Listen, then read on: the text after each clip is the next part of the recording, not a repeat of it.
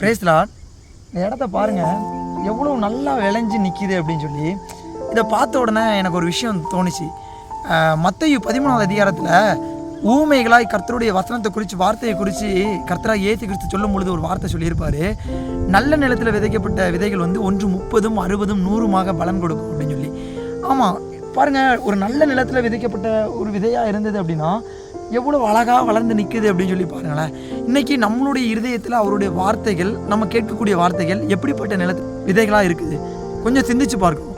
அது நல்ல நிலம், நல்ல இதயத்தில் அவருடைய வார்த்தைகள் வந்து பேசிச்சுன்னா அது கண்டிப்பாக பலன் கொடுக்குற ஒரு நல்ல ஒரு மரமாகவோ, ஒரு நல்ல கனியாகவோ, கனி கொடுக்குற ஒரு செடியாகவோ, கொடியாகவோ கண்டிப்பாக காணப்படும்.